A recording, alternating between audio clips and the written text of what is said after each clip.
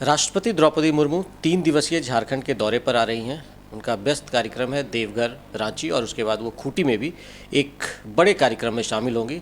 जनजातीय कार्य मंत्रालय की ओर से वहाँ पर जो सेल्फ हेल्प ग्रुप के लिए बहुत अच्छा काम किया गया है, किस तरह से महिलाओं को आत्मनिर्भर बनाया जा रहा है, उसका वहाँ पर एक तरीके से हम कह सकते हैं कि प्रदर्शनी लगाया जाएगा और महामहिम उसका परिभ्रमण करेंगी। हमारे साथ जनजातीय मामलों के केंद्रीय मंत्री अर्जुन मुंडा जी हैं। सर, किस तरीके से वहाँ पर शोकेस किया जाएगा कि मंत्रालय ने अब तक झारखंड में या आदिवासी इलाकों में जो महिला का उत्थान के लिए, उन्हें आत्मनिर्भर बनाने के लिए प्रयास किया जा रहा है? देखिए, सबसे पहले तो मैं ये बात कहूँगा कि महामहिम राष्ट्रपति का किसी भी राज्य का दौरा बहुत ही महत्व रखता है और ये दौरा, ये जो कार्यक्रम है, ये मैं समझता हूँ कि झारखंड राज्य के लिए इस मामले में पाथे का कार्य करेगा कि आप इस कार्यक्रम को पूरी तरीके से देखें कि सबसे पहले वो देवघर आ रहे हैं। देवघर एक पवित्र भूमि के रूप में, एक ज्योतिर्लिंग के रूप में स्थापित है, वहाँ पहुँचेंगे। उसके साथ साथ ही वहाँ से आने के बाद में जुडिशरी का, झारखंड का जो महत्वपूर्ण लोगों को न्याय जहाँ से मिलता है, हाई कोर्ट का नए भवन का उद्घाटन करेंगे। साथ ही साथ IIIT परिसर में दीक्षांत समारोह में भाग लेंगे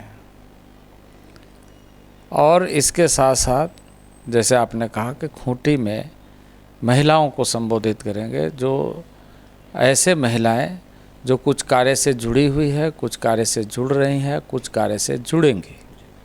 महिला सशक्तिकरण का एक कार्यक्रम महामहिम राष्ट्रपति ने इच्छा जाहिर की है और उसी के तहत वो कार्यक्रम हो रहा है। तो ये कुल मिलाकर के सारे कार्यक्रमों को अगर झारखंड प्रांत में देखें तो जहाँ न्याय मिलने के लिए जो केंद्र है, जो संस्था है, उसका, यहाँ की मान्यताओं को जो लोग देश भर में मानते हैं वैसे स्थान पर जाना, शिक्षा के लिए डिजिटल वर्ल्ड, जब IIIT की बात करते हैं तो विश्व कहाँ जा रहा है, वैसे केंद्र के नाते हमारे देश में, हमारे राज्य से लोग अच्छे तरीके से निर्मित हो और मानव संसाधन मजबूत हो, इस बात को दिखाता है। और वहीं सबसे ऐसे स्तरों पर आजीविका के लिए जो संघर्ष कर रहे हैं, उसके लिए मंत्रालय, जैसे हमारा मंत्रालय और ट्राइफेड या राज्य सरकार की कई संस्थाएं या इस तरह के कई लोग मिलकर के काम कर रहे हैं, वैसे लोगों को भी संबोधित करेंगे। यानी हम सतह से IIIT के माध्यम से डिजिटल वर्ल्ड में, यानी सभी तबके को एक दौरे के क्रम में वो संबोधित करेंगे। तो इससे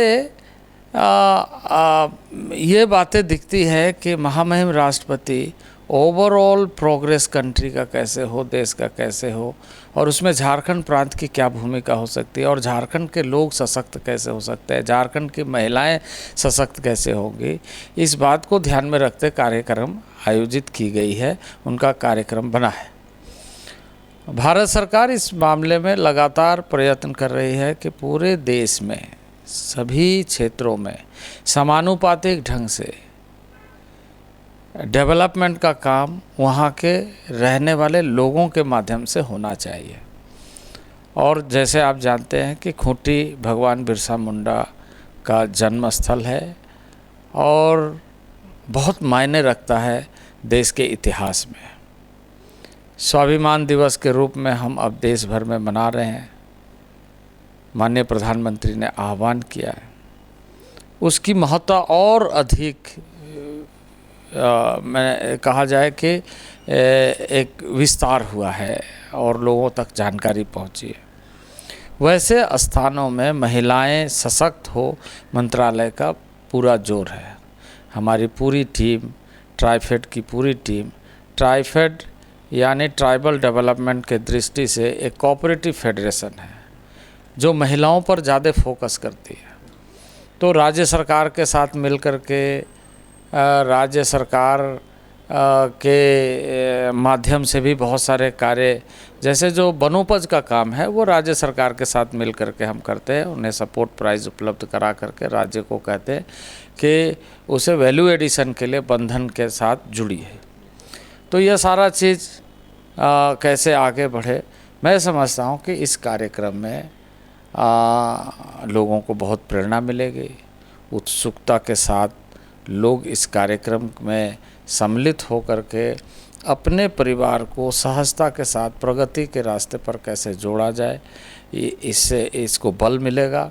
और सुदूरवर्ती क्षेत्र में हम वहाँ के देशज यानी कलाकृतियों के साथ साथ वनोपज के साथ साथ ऐसे सांस्कृतिक विरासत को बनाए रखने में ज़्यादा भागीदारी सुनिश्चित कर सकेंगे।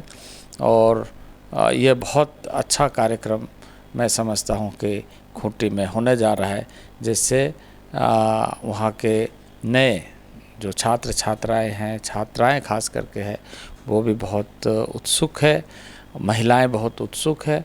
और इस कार्यक्रम को हम एक उदाहरण के तौर पर कि महामहिम राष्ट्रपति महोदय जो पूरे महिला सशक्तिकरण अभियान में अपने तरफ से जो प्रयत्न कर रहा है, उस संदेश को हम देश भर में भगवान बिरसा मुंडा के धरती से पहुंचाएंगे। भगवान बिरसा मुंडा की धरती से पहुंचाएंगे। और पहली बार ये देश में आज़ादी के बाद संभव हुआ है, 75 साल की आज़ादी में, कि कोई आदिवासी महिला देश की राष्ट्रपति बनी है। तो उसके भी एक अपने मायने हैं कि किस तरीके से जो हम कह सकते हैं अंतिम पायदान पे जो व्यक्ति खड़ा है या जो शख्स खड़ा है वो देश के सर्वोच्च नागरिक के पद पर बैठता है। तो वैसे में भी एक मैसेज जाता है। और अगर आदिवासी समाज के लोगों के बीच महामहिम खुद आती हैं तो और वो इंटरेक्शन होता है तो निश्चित तौर पर एक उत्साह का संचार भी होगा। बिल्कुल, मैंने जैसे बताया आपको कि इस कार्यक्रम में एक ऐसा नहीं है कि एक इवेंट्स हो गया, बल्कि ये चैनलाइज होगा आगे रूरल इंटीरियर ऐसे गांव तक जहां तक चीज़ें पहुंच नहीं पाई है, वैसे लोगों को इसमें जोड़ने का मौका मिलेगा। एक सर आखिरी सवाल कि मंत्रालय की ओर से लगातार ये प्रयास हो रहा है, जनजातीय कार्य मंत्रालय की ओर से, कि जो पूरे देश भर के जो ट्राइबल्स इलाके हैं और चाहे महिला सशक्तिकरण की बात होती है तो लगातार उनको एक रोजगार या इस तरह का प्लेटफॉर्म, जो समाज आज तक एक तरीके से बिजनेस ओरिएंटेड नहीं रहा है, लेकिन उनके पास अपने आप को बिजनेस ओरिएंटेशन बनाने की क्षमता है। उनके पास ऐसे बहुत सारे प्रोडक्ट्स हैं जिसमें सिर्फ बिचौलिया काम आते थे और उनके प्रोडक्ट्स का उनको वैल्यू एडिशन नहीं होता था। तो इस तरह के इवेंट्स होने से और मंत्रालय की ओर से जो प्रयास हो रहा है, तो क्या उनका हम कहें कि आने वाले दिनों में ज़्यादा सशक्त होगा आदिवासी समाज? देखिए, हमारा वहाँ पे जो कार्य योजना प्रारंभ हुआ है कि आदि आदर्श ग्राम योजना के माध्यम से एक आदर्श ग्राम स्थापित करना। और आदर्श ग्राम की जो एक पक्ष है कि मूलभूत सुविधाएं कैसे हो, दूसरा पक्ष है कि उस सुविधा का ज़्यादा से ज़्यादा लोग ग्रामीण ले सके, इस दृष्टि से कि हमें अच्छा एजुकेशन देना है, हेल्थ के प्रति सावधान रहना है, रोज़गार उन्मुखी बनना है और हमारा जो देशज हुनर है उसको और विकसित करना है और अपने गांव को उत्पादकता के साथ जोड़ते हुए आदर्श बनाना है और गांव की जो समरस संस्कृति है उसको बरकरार रखना है।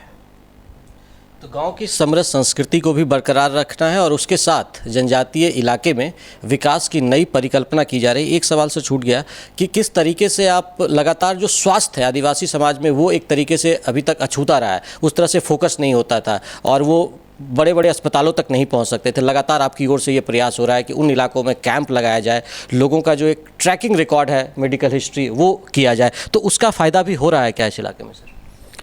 देखिए, हमारी ये कोशिश है कि हेल्थ के प्रति लोग अधिक से अधिक जागरूक हों। हेल्थ की चिंता स्वयं को ज़्यादा करनी पड़ती है। सिम्टोमेटिक जब होता है तो बॉडी जब एक तरीके से अलार्म करता है तो उसका सांकेतिक बातों को समझ करके हमेशा जागरूक रहे।